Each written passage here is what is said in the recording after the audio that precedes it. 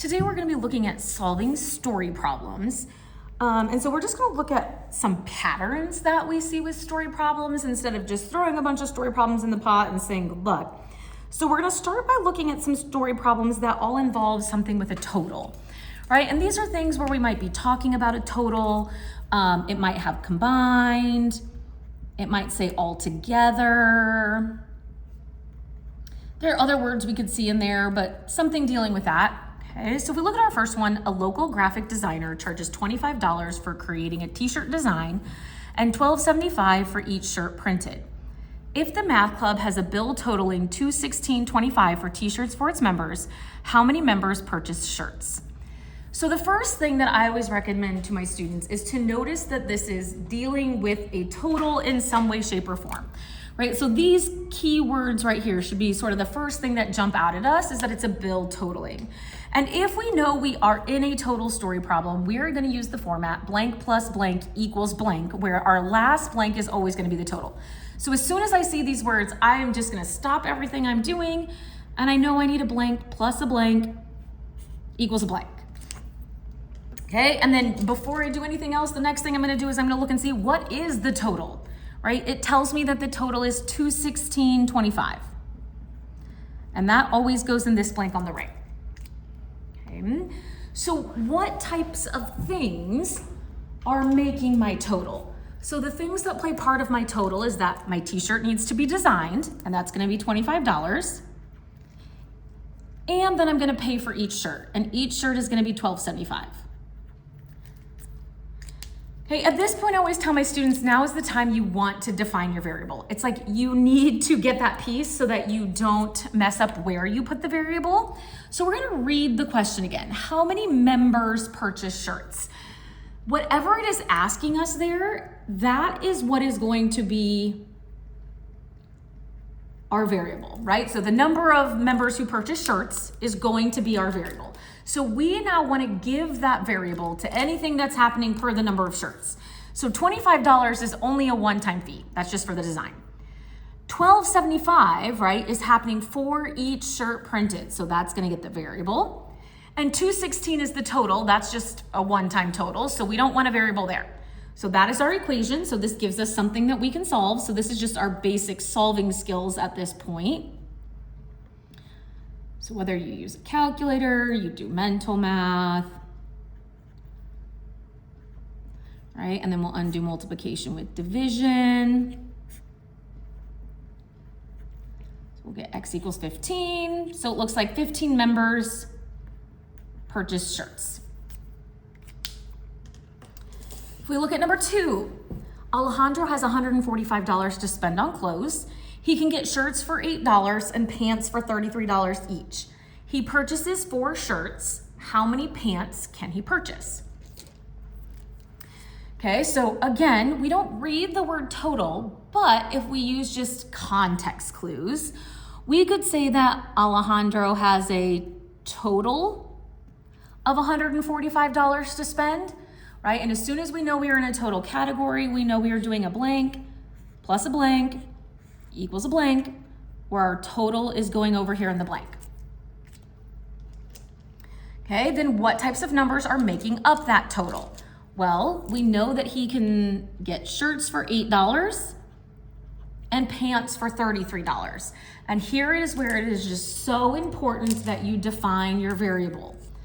Okay, this says how many pants, which means we want our variable to be the number of pants, not shirts.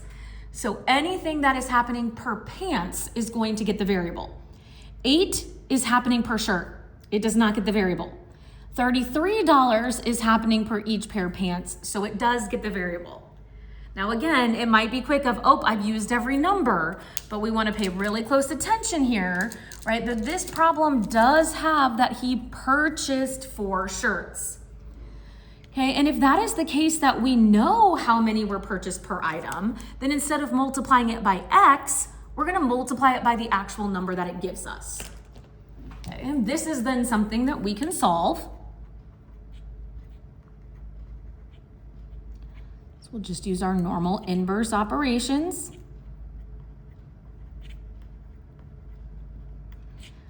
113. So this is going to be some weird numbers, so I'm going to use a calculator. Okay, so we'll get 3.42 repeating. Now, we know we cannot purchase 0.42 repeating of a shirt. Even if I put that in fraction form, couldn't purchase a fraction of a shirt, right? He only has $145, so he can only purchase 3 shirts, right? So I'm gonna round that to 3 shirts. The second type of problem that we're gonna look at is a comparison problem. Okay, a comparison problem is literally that. We have 2 things that we are comparing. So you wanna take karate or you are gonna take taekwondo. You're trying to decide which one you're gonna take. For karate, you have to pay a $100 enrollment fee, and then you have to pay $40 per class. For taekwondo, you have to pay a $50 enrollment fee, and then you're gonna pay $55 per class. So you're gonna give an explanation that helps you decide when it's cheaper to take one or the other. So whenever we have a comparison problem, or we have 2 things that we are comparing, it's actually gonna be in our benefit, even though this is saying when is one cheaper, it's always gonna be in our benefit to actually decide when do they equal each other. Right, so our 2 situations are gonna be karate. So I'm gonna set situation 1, karate, equal to situation 2, which is our taekwondo. And then I'm gonna find all the pieces that apply to karate. So for karate, I have to pay a $100 enrollment fee and $40 per class, right? So for karate, I have $100 and $40. Okay, for taekwondo, I have a $50 enrollment fee and $55 per class. All right, so for taekwondo, I have a $50 enrollment fee and $55 for class. Equal sign's gonna go in the middle. Now, right, this is and is always addition, in addition to, right? You could also think about this like the last problem. It is the total you're gonna spend on it and total set addition. Now, this one doesn't have a question for us to just read the question mark and see what it's asking, but it's asking us to give an explanation that helps us decide when it's cheaper to take one or the other. Well, what determines how much we're spending? What determines how much we're spending is the number of classes that we attend. So anything that's happening per class is going to get the variable. So $100 is just an enrollment fee. It does not get the variable. However, $40 is per class. $50 is an enrollment fee. That's not per class, so it doesn't get a variable, but $55 does happen per class. This is then something we can solve. You can solve going either direction. It doesn't matter to me. So as long as you are using correct inverse operations, that's all I care. And if you're like, what the heck, I don't know how to solve this, you might need to go back and watch our video about solving equations. Okay, and this is gonna give us an answer of 3 1/3. Now, it doesn't wanna know when they cost the same. So I'm gonna take this 3 1/3, and then this is when they're both the same. So I wanna go above and below this, right? 3 is smaller than it, 4 is bigger than it. And I wanna decide what is true in each of those situations. So there's a couple ways that you can approach this. One option is that you can just ask yourself, on the 4th class, would you rather spend $40 or $55, right? And 40 is the cheaper. So at 4 classes or more, karate is cheaper.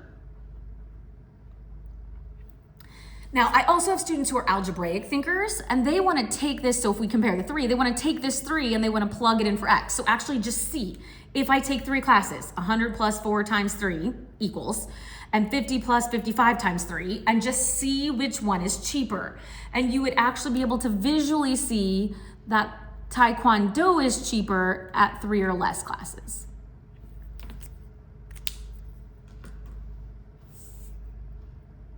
Okay, so our last one here, suppose you are going into a business mowing lawns. You have purchased a lawnmower for $200. Gas and oil cost you $1.50 per lawn. You are charging $15 per lawn. How many lawns must you mow to break even? So this is often a tricky one. My students don't see this as a comparison problem, but once I point out what they're comparing, then it's pretty straightforward, right? And in a business, we want to make money.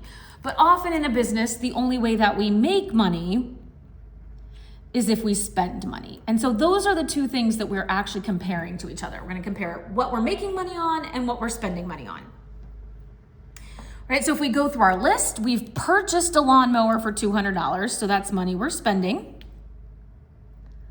Oil and gas cost you $1.50 per lawn, so that's money we're spending.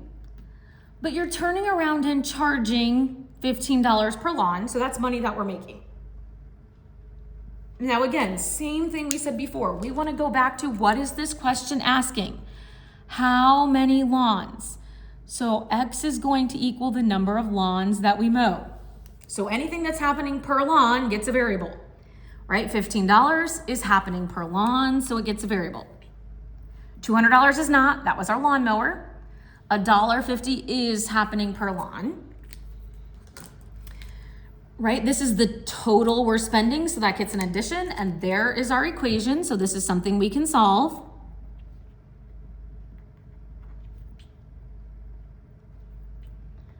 It's 1350x.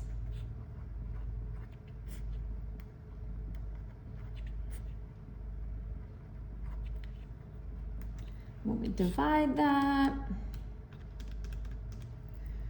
we get 14.814 repeating. But again, I mean, we could mow a fraction of a yard, but we're probably not gonna get paid for that. So we would need to mow 15 lawns.